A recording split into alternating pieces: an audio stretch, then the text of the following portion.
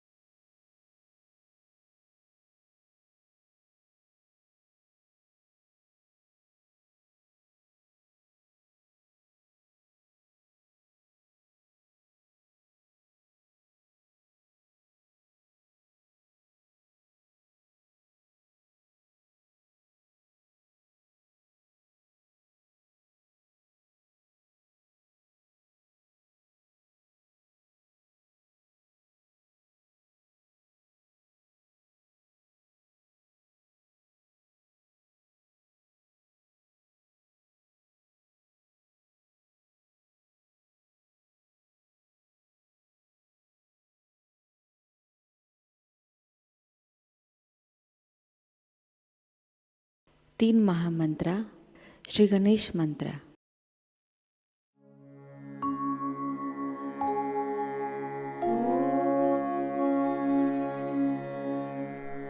त्वमेव साक्षात् श्री महालक्ष्मी महासरस्वती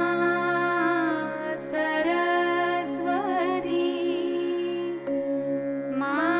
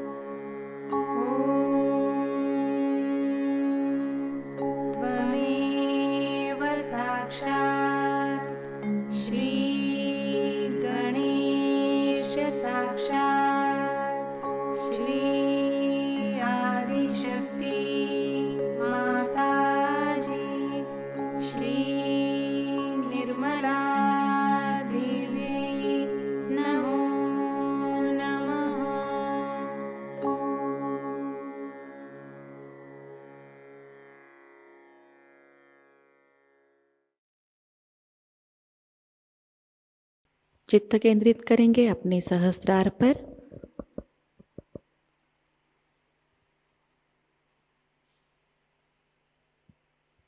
परम पूज्य श्री माता जी कृपावंत होकर हमें निर्विचार अवस्था प्रदान कीजिए। श्री माता जी कृपावंत होकर हमें निर्विचार अवस्था में स्थिर कीजिए।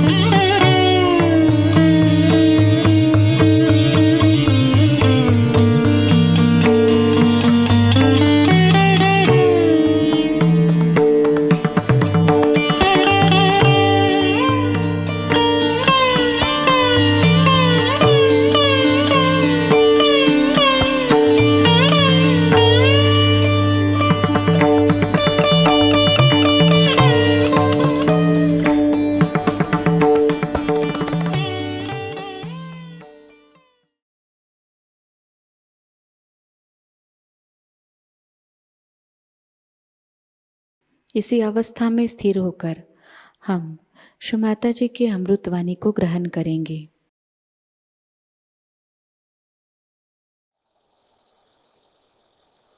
First I'll speak in a Hindi language and then in English.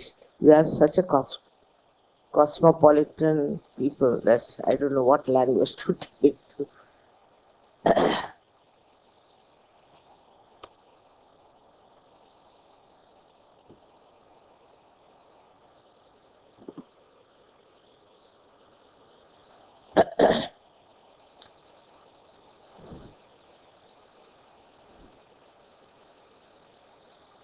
आज हम लोग शिव जी की पूजा करने जा रहे हैं। शिव जी के स्वरूप में एक स्वयं साक्षात सदाशिव हैं और उनका प्रतिबिंब शिवस्व।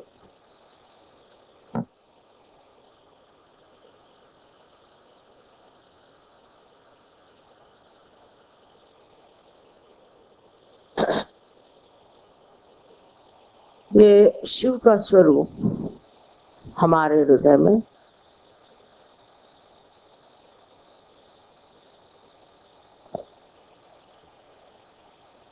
हर समय आत्म स्वरूप बन के स्थित है। ये मैं नहीं कहूंगी कि प्रकाशित है। जब कुंडलिनी का जागरण होता है तो ये शिव का स्वरूप प्रकाशित होता है और वो प्रकाशित होता है हमारे नसों में। चैतन्य के लिए कहा मेदे स्थिति। प्रथम इसका प्रकाश हमारे मस्तिष्क में, ब्रेन में पहली मर्तबा हमारा हृदय का और हमारे मस्तिष्क का या ब्रेन का योग घटित होता है।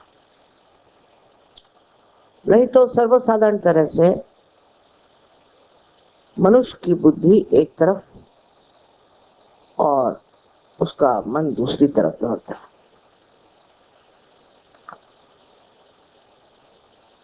इस योग घटित हो जाने से जो प्रकाश हमारे अंदर आत्मा से प्रकटित होता है वो चैतन्य स्वरूप बन के हमारे हाथों से और तालू से प्रवाहित होता है। ये तो आप लोग सब कुछ जानते हैं, पर आगे की बात समझने की यह है कि जब ये प्रकाश हमारे अंदर आता है तो धीरे धीरे हम देखते हैं हमारी जिंदगी बदलने लगी। हमारे अंदर का क्रोध और अनेक जो हमारे षड्रूपी हैं वो खत्म हो। धीरे धीरे सब चीजें गिरती जाती हैं और मन में श्रद्धा प्रस्थापित होती है। श्रद्धा में बुद्धि जागृत होती। किसी भी चीज का महत्व नहीं रहता। अब शंकर जी की जो हमने एक आकृति देखी है, एक अवधूत पहुंचे हुए एक बहुत कोई अवलिया हो उस तरह के होते। उनको किसी चीज की सुध बुध नहीं, बाल बिखरे हुए हैं, जटाजूट बने हुए हैं, कुछ नहीं तो बदन में कौन से कपड़े पहने, क्या करें, इसका कोई विचार नहीं। ये सब काम उन्होंने नारायण को, विष्णु को दे दी। वे स्वयं मुक्त व्याघ्र का चर्म पहन करके घूमते हैं और इनकी सवारी भी नंदी की है जो किसी तरह से पकड़ में नहीं आ सकता। कोई घोड़े जैसा नहीं जिसमें लगाम हुआ कुछ, जहां नंदी महाराज जाए वहां शिव जी चलेगा। उनको किसी चीज में कभी भी ये ख्याल नहीं आता कि लोग क्या कहेंगे, दूसरों का क्या विचार होगा। हम अगर ऐसे कपड़े पहन के और नंदी पे बैठ करके इधर उधर भटके तो लोग हमें क्या कहें, क्योंकि वो अपने ही अंदर समाये हुए। अपने ही खुशियों में बैठे हुए हैं। उनको कोई भी संसार से ये मतलब नहीं है कि दुनिया हमें क्या कहेगी, लोक लाज क्या होती है।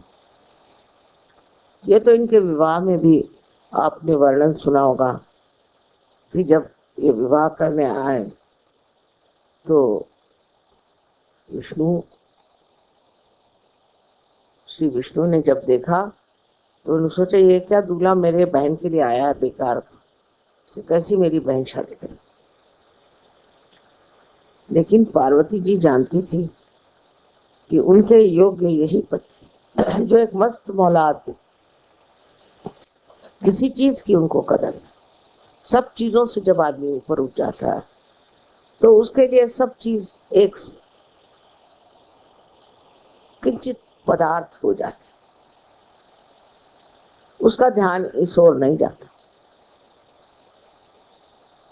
ये शिव जी का जो अवतार हम लोग देखते हैं बहुत हमें प्यारा लगता है, मोहक लगता है, और सब लोग सोचते हैं कि शिव जी का सारा ही काम कुछ तो भी विशेष। लेकिन जब सहयोगियों में शिव जी का प्रकाश आता तो उनका भी जीवन बदलने लगता है। मैंने देखा है कि इससे पहले कि सहयोग में आए, औरतें भी आदमी भी बहुत सज धजना पसंद करते थे। सारा ध्यान इसी में रहता था कि आज क्या पहने, कल क्या पहने। और आजकल तो इसका प्रादुर्भाव बहुत हो गया है क्योंकि सब जगह बहुत सारे ब्यूटी क्लिनिक निकल आई हैं, ये है वो है, तो औरतें इसमें बहुत फंसी। पर जब अंदर से निखार आपके सौंदर्य का इस प्रकाश से आता तब इन सब चीजों का कोई महत्व नहीं। उसी तरह आराम, आराम भी एक तरह से आत्मा का ही आराम मनुष्य खोजता है। अपने आराम से दूर रहता है। इसमें जो परदेसी लोग हैं इनको देखिए, ये बड़े बड़े घरों में रहते हैं, इनके पास मोटरें हैं, सब कुछ रईस हैं, पर यहाँ आते हैं तो हर जगह समाये रहते। लेकिन हिंदुस्तानियों का ये हाल नहीं।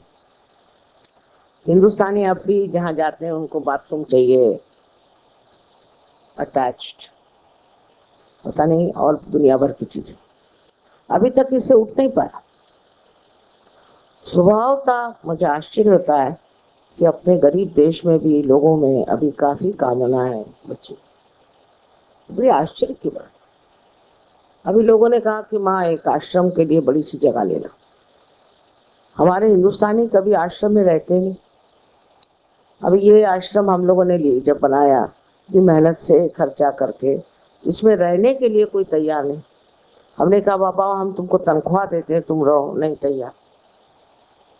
मेरा जो जन्म स्थान है छिंदवाड़े में, उस घर के लिए इतना रुपया पैसा खर्चा किया, और मैंने कहा जो रिटायर्ड हो गए वहां रहे, बड़ी अच्छी आबो हवा है, हिल स्टेशन है, कोई तैयार नहीं।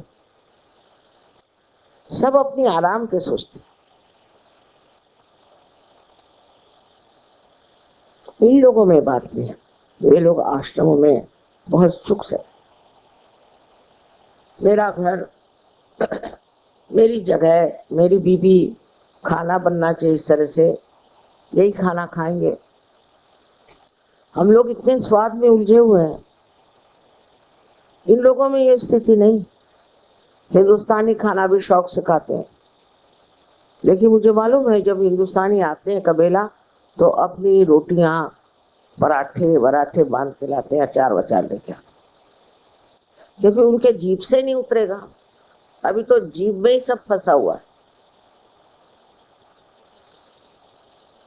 सो ध्यान करने से जब तक ये चीजें छूटेंगी नहीं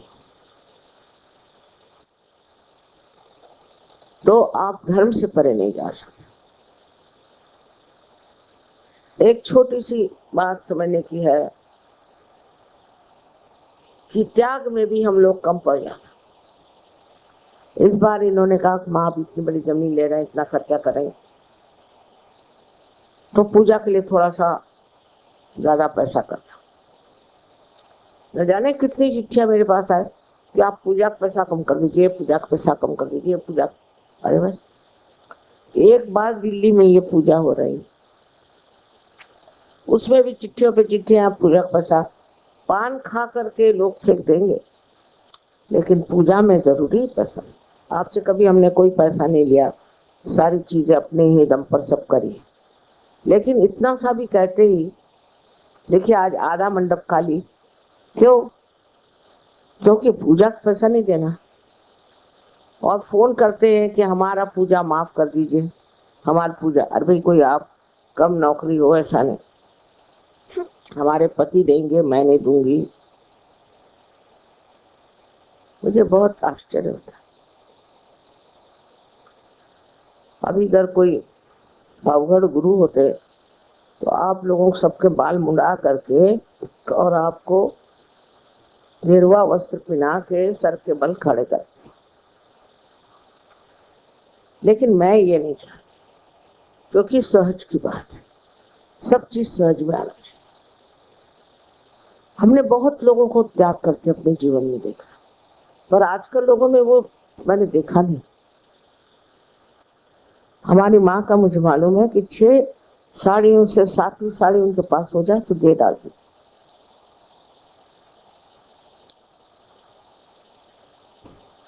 और वहां भी लोग आते हैं कबीला में, तो आश्चर्य होता है कि उनको अलग से कमरा चाहिए, अलग से घर चाहिए, अलग रहेंगे, सबके साथ मिलके नहीं रह सकते। जो सबके साथ मिलके रह नहीं सकता वो सहयोगी नहीं। वो अभी भी सोचता है कि मैं कोई विशेष हूं, मेरा अलग सब इंतजाम होना चाहिए। वो सहयोगी हो नहीं सकता, वो नाम मात्र को सहयोगी। जो शंकर जी का भक्त है उसको शंकर जी जैसे कहीं भी सुला दो, कहीं भी बिठा दो, कुछ भी खाने को दो, कोई किसी से मतलब नहीं, कोई टाइम की पाबंद नहीं, कोई चीज की मांग नहीं। ऐसा ही आदमी हम कह सकते हैं सहयोगी है। और शिव जी का आपके अंदर प्रादुर्भाव होगा। लोग तो इसको प्राप्त करने से ही पहले न जाने क्या क्या करते हैं। और किसी भी पद्धति में आप जाइए तो आपके सारे पैसे नोच लेंगे, बाल नोच लेंगे, पता नहीं क्या क्या करेंगे। ऐसा सहयोग भी नहीं। लेकिन ये वृत्ति जो हमारे अंदर अब भी बनी हुई है, इसको छोड़ना चाहिए। ये प्रयत्न करना चाहिए कि हम क्या क्या चीज छोड़ सकते हैं। जब तक ये मस्ती आपके अंदर नहीं आएगी तब तक आपको शिव जी के भक्त नहीं कह सकते। माता जी के तो हर तरह के भक्त हैं, उसकी कोई विशेषता तो है नहीं। हर तरह के भक्त है, चाहे जो भी करें, चलो माँ ही है, माँ माफ कर दे। पर माफ कर देने से आप उस पद को प्राप्त नहीं कर सकते। माफ करने की बात सबसे बड़ी यह है कि शिव जी से हर समय माफी मांगो, हर समय क्षमा मांगनी चाहिए। क्योंकि पग पग पर हम ऐसे काम करते हैं जो हमें नहीं करना चाहिए। उनसे क्षमा मांगनी चाहिए कि हे शंभो, हमें क्षमा कर दो, हम ये गलती करते हैं, वो गलती करते हैं, हमारे अंदर ये जरूरतें, हमारे अंदर वो जरूरतें हैं, हमको ये चाहिए, हमको वो चाहिए। जब तक चाहिए अपने अंदर है तब तक आप परमात्मा से क्षमा मांगे। और ये मेरा मेरा घर, मेरी बीवी, इस तरह की एक अधिकार की भावना जो हमारे अंदर है, इसको जब हम नहीं तोड़ सकते तो हम शिव जी के भक्त हैं। इस मामले में आश्चर्य की बात है कि प्रदेश के लोगों ने तो इतना पा लिया, जिन्होंने कभी सुना भी नहीं था शिव जी का नाम, और हम लोग अब भी उसी में चिपके हुए हैं और उसी को इतना मानते हैं। शिव होने का मतलब यह है कि सर्वथा दुनिया भर की जो हमारे अंदर लोलुपता है, जो हमारे अंदर नफरत, जो हमारे अंदर दुष्टता है, उसको छोड़। पर मनुष्य सहज पे आने पर भी अपने को देख नहीं पाता। मैंने सुना एक सास है अपने बहू को सता रही, और मैंने कहा तुमको क्यों सता रही? कहा मैंने कभी सताया ही नहीं। अच्छा, सिनेमा में जाएंगे, देखेंगे कोई सास बहू को सता रही तो रोएंगे वही, और घर में आके बहू को सताएंगे या बहू सास को सता, लेकिन कहेंगे मैंने कभी किसी को सताया ही नहीं। इस तरह के झूठ को अपने आवरण में रख के सहयोग में आप उठ नहीं सकते, क्योंकि यह आपकी जिंदगी बदल देगा। इससे तो आपका सोना हो, और सोने पे कोई कलंक लग ही नहीं सकता, उस पे कोई चीज चढ़ ही नहीं सकती। वो अब आप हो गए हैं, उस स्थिति को प्राप्त करें। अब भी क्यों ये गुलामी दुनिया भर की चीजों की। यही कुंडलिनी का वैशिष्ट्य है कि ये आपको पूरी तरह से सफाई में डाल। सेवा, हाँ भाई सेवा भी करना चाहिए, तो मुझे तो कोई आपकी सेवा खास चाहिए नहीं, मैं खुद ही मस्त मौला हूं, मुझे क्या आप सेवा देंगे। सिर्फ ये है कि आप अपने अंदर ये मस्त मौला बन जाए। एक आनंद में विभोर रहने पर ये सोचना चाहिए कि यह सब चीजें कुछ तो आनंद ही के लिए है, और वो आनंद हमको अगर मिलता ही है बगैर कुछ किए तो ये सब करने क्या जरूरत। बहुत कुछ सोचने पर मैं इस नतीजे पर पहुंची हूँ कि सहज जो है वो है तो बहुत सरल और इसीलिए बहुत कठिन। अगर कोई डंडा लेके खड़ा हो और कहे कि अब चलो सब बाल मुड़ाओ, गेरुए वस्त्र पहनो, 14 दिन तक भूख हड़ताल, हो गया, उसमें ठीक हो जाते। पर जो सहज है उसको अपने हृदय से, अपने मन से, अपने बुद्धि से स्वीकार करके और उसमें अपनी ही ताड़ना करना, अपने ही को ठीक करना। मैं ऐसा क्यों करता, ऐसा मुझे करना चाहिए क्या, इसमें बहुत कुछ छूट जाएगा। और इससे एक तरह से आप अपने को पाइएगा कि आप समर्थ हैं, आपको कोई चीज की गरज नहीं, आपको कोई चीज की इच्छा नहीं, पर बैठे हैं आराम से। और आश्चर्य की बात है कि जब चैतन्य ये जानता है कि आपको कोई चीज की गरज नहीं, तो आपके सामने थाली परोस कर, हो सकता है प्रलोभन के लिए, हो सकता है, फिर देखेगा आपको क्या, कोई आपकी जरूरत ऐसी है ही नहीं जो पूरी नहीं कर सकता, पर इसमें थोड़े से लगन होती। आज शिव जी का हम लोगों ने इतना आवाहन किया हुआ, और उनको तो ऐसे लोग अच्छे लगते, उनमें हमें यही फर्क है कि हमें सब तरह के लोग अच्छे लगते हैं, उनको नहीं। उनको ऐसे ही लोग अच्छे लगते हैं जिन्होंने ये सब व्याप छोड़ दिए, ये सब उपाधियां हमारे अंदर, एक एक चीज में कि भाई कपड़े ऐसे पहने, नहीं पहने तो क्या क्या हो जाएगा। लेकिन हमारे यहाँ सन्यास बाह्य का नहीं माना जाता, अंदर से आप संन्यास्त हो, और संन्यास्त होने पर कोई भी चीज की कामना ही नहीं रह जाती, जहां है वहीं मस्त। पहले नाथ लोग थे, वो भ्रमण करते थे, दुनिया भर में जाते थे, और उन्होंने बहुत कुछ लोगों को शिक्षा दी। मैं तो आश्चर्य हुई कि ये लोग कहाँ कहाँ पहुंचे थे। कोलंबिया मैं गई थी तो वहां पता हुआ कि बोलीविया में ये लोग आए थे। अब कोलंबिया में अगर आप जाएं तो हवाई जहाज में ये चक्कर आने लगते, इतना ऊंचा है, और उस वक्त तो सब पैदल ही लोग जाते होंगे, तो ये गए कैसे होंगे ये समझ में नहीं आता। रशिया के और भी देशों में इनका भ्रमण हुआ। और कैसे करते थे, कहाँ रहते थे, क्या पहनते थे, कुछ पता नहीं। जो कि वो दशा आ जाती है फिर कि आप एक चमत्कार पूर्ण इंसान हो। जैसे हम जानते हैं शिरडी के साईनाथ, वो कहीं भी उद्भव होता है, कहीं भी आते हैं, कहीं भी किसकी मदद कर देते हैं। लोग कहते हैं कि माँ हमने तुमको देखा, हाँ देख सकते हैं, क्यों नहीं। ऐसे लोग अमर हो जाते हैं क्योंकि उनके मारने वाली जो वृत्तियां खत्म हो गई, फिर वो अमर हो जाते। और यही अमरत्व को प्राप्त करना ही शिव जी की पूजा। I am talking to them about Shiva's worship, what should happen to you. But today I am going to tell you about the internal happening within us. When you get to your realization, there are 11 Rudras placed, 11. They are particles, we can say Ansha is the call it, of Shiva's powers. And all of them try to take out or to remove all the false ideas we have about life.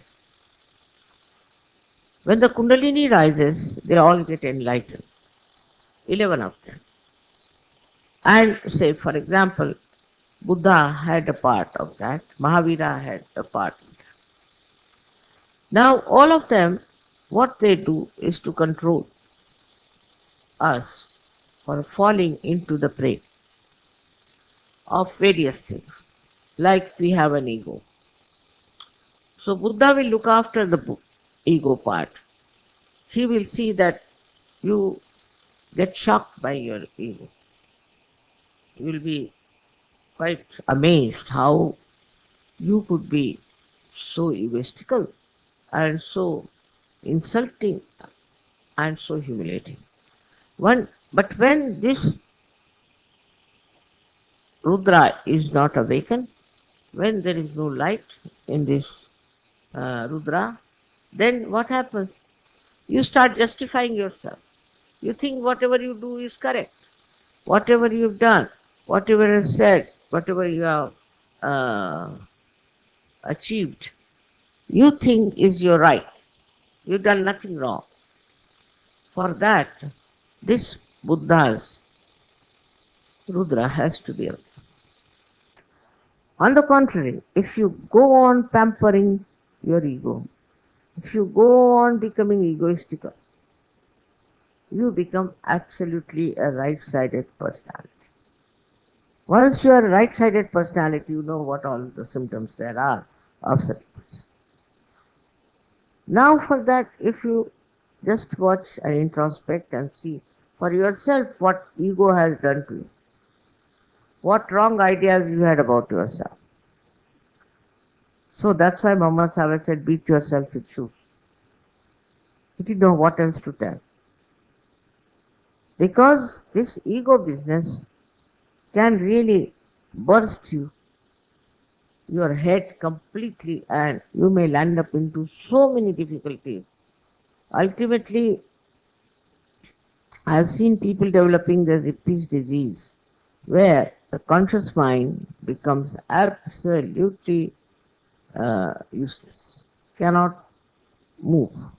Consciously, people cannot move. Unconsciously, they will, but not consciously. And this disease is so horrible, a person becomes like a reptile. You have to carry them on your body. They can't walk on their own. They can't sit on their own. In a very young age, this can happen. It's happening in America also. I have seen 2-3 cases here. In India also such a thing. So if you do not try to see your ego and control it and feel repentant,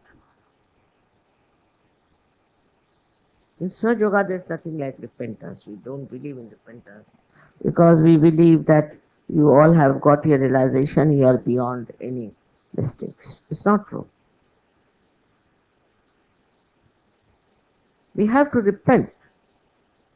There's in English there's a word sorry. Sorry for everything they say sorry. Even Telephone, if you pick up, they say sorry. I said, sorry for what? But this sorry itself is very empty. It has no meaning, it has no depth. When you say sorry, you have to see why you are saying sorry and what is to be corrected.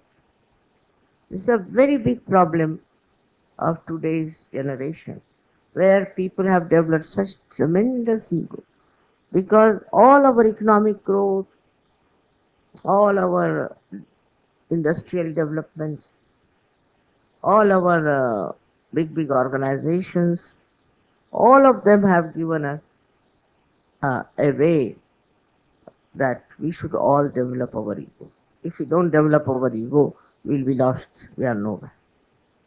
And that's how we start pampering it. And then this right-sided problem starts. Then as a reaction, it goes to the left side. And actually in the head, it is on the right side.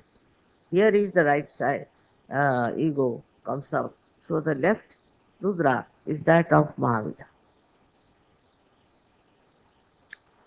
So people do things which are sinful, which are wrong, which are against the Ganesha.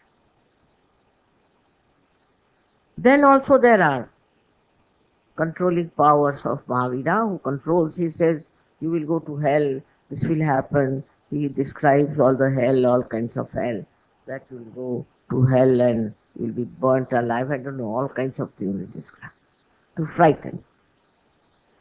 But that doesn't help. So people start getting more onto the left side.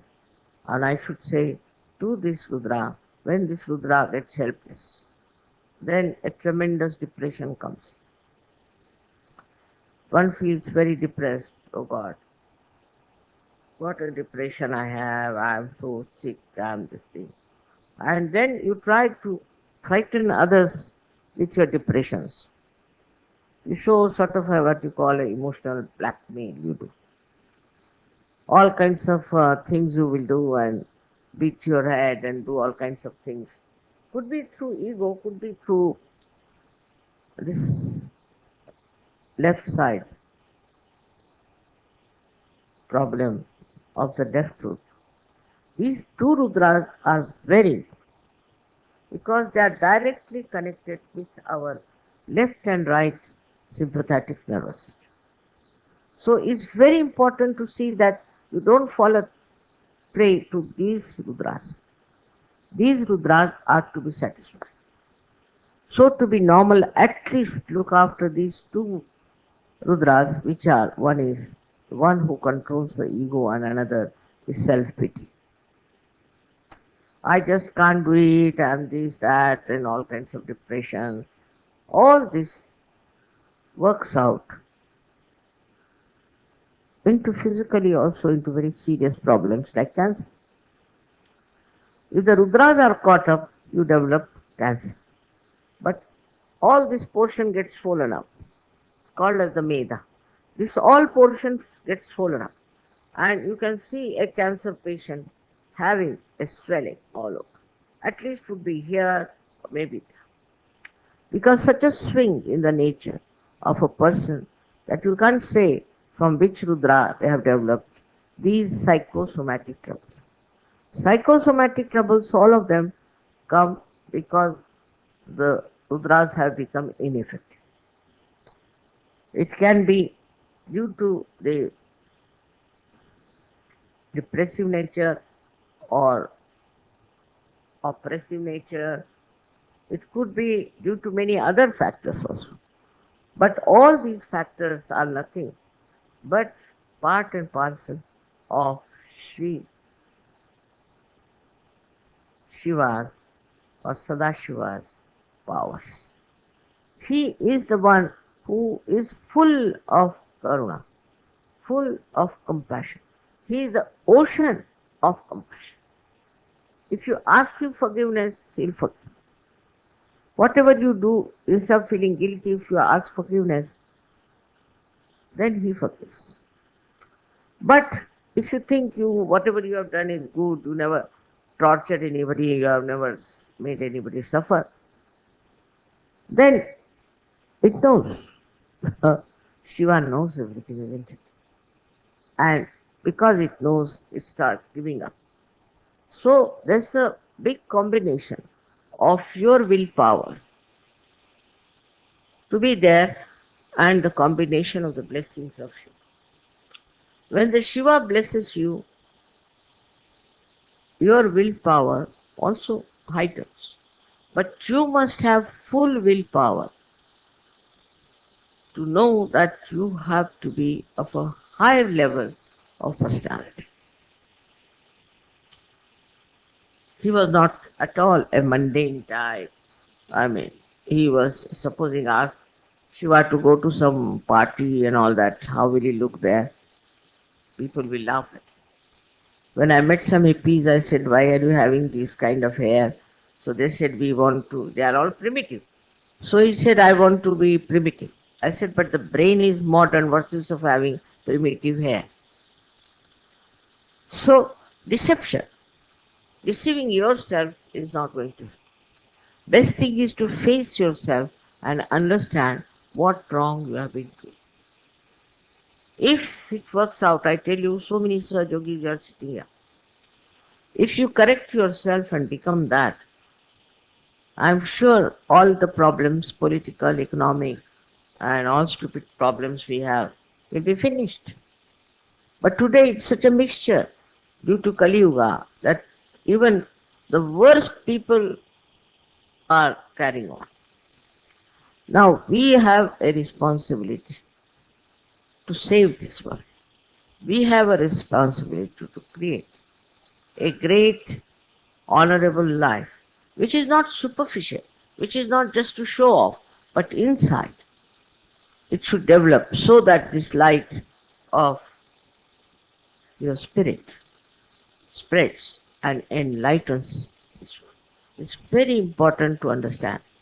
All these troubles and I should say diseases, psychosomatic diseases, and all other problems which are in a collective way we can call of the Kali Yuga, like political, economic, all these problems, only are created by humans. They are not created by the divine force, but divine force tries to neutralize them if there are many Sahaj Yogis who are practicing Sahaj Yoga in the real sense. If that could be done, if that could be achieved, then I think we can do a lot for the betterment of humanity, and that's why we have got realization. It's not only for yourself, it's not only for your family, it's not only for your city or country, but for the whole world. Sahaj Yoga is going to work. Now, if you have to do competition, you must only do competition in your ascent and in nothing else.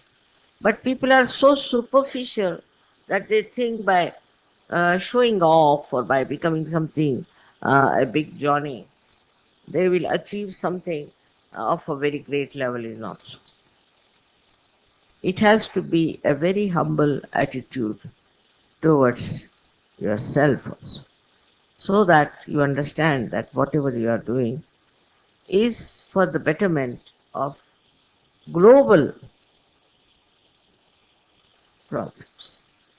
Absolutely we can solve, because you are the channels of the divine.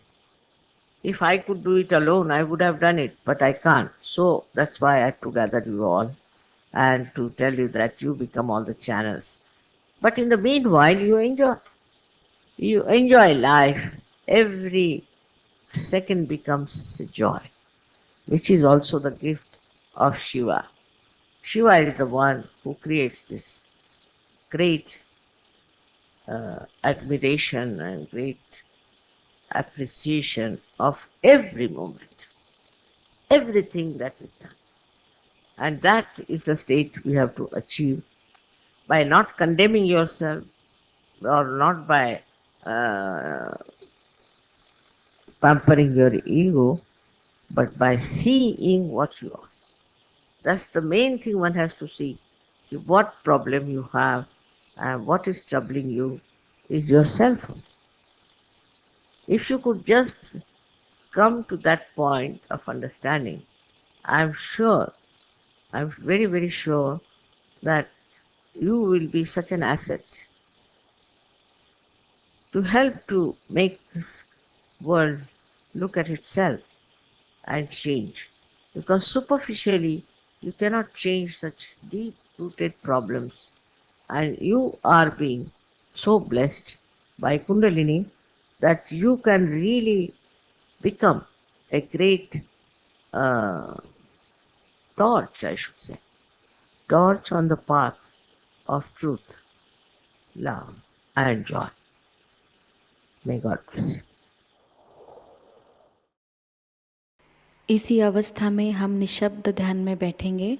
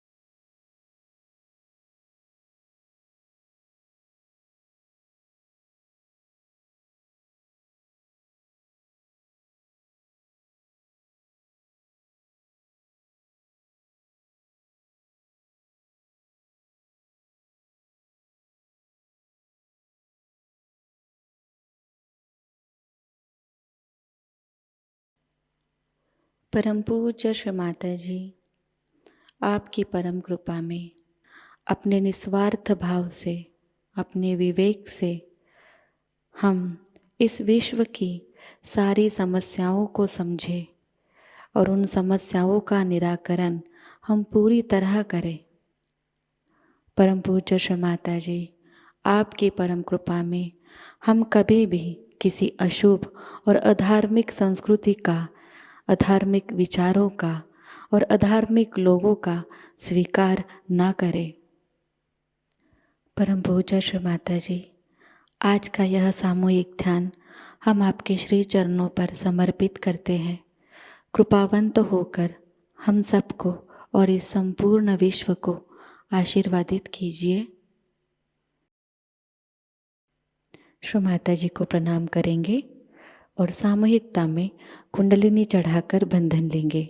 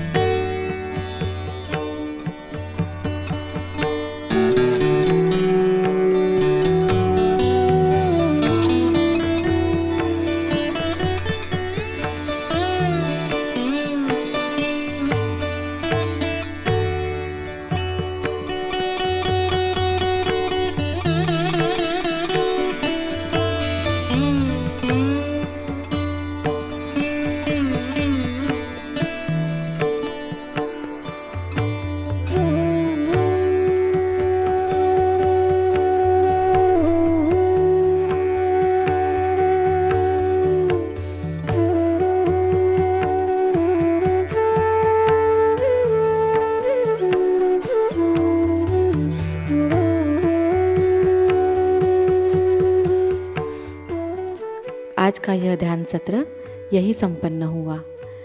जय श्री माता जी।